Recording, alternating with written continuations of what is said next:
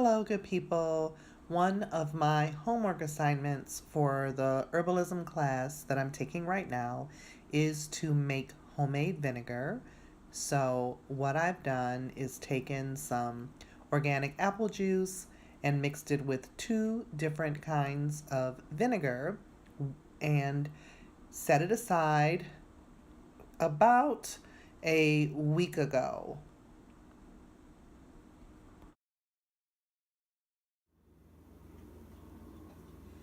So, my apple juice and apple cider vinegar mixture has been sitting for a couple of days now.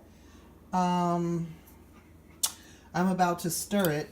I can't remember if I've been stirring this every day, to be honest. This is my sterilized or sanitized big fork instead of a spoon. We're going to open it up and see what's going on. All right. So, what's supposed to be happening is like the formation of, I don't know, like the gathering together of, like, the mother. I don't see anything happening so far. This is my ACV and apple juice. This is my pomegranate vinegar and apple juice. We'll see what is or is not. Whoa! Did you see that? Oh! Did you see that? Oh! There, look at that. Look at that!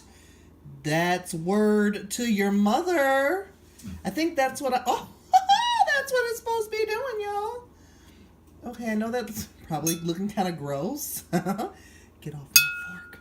Okay, get off my fork. Okay, now I have to go back and check out the directions about what I'm supposed to do next. Ooh, okay. Really nice. Okay, back in the... I think I'm just supposed to keep waiting at this point. It's going to form like a a layer across the top of it, and then I guess I keep tasting it to see when it's at the tartness that I desire.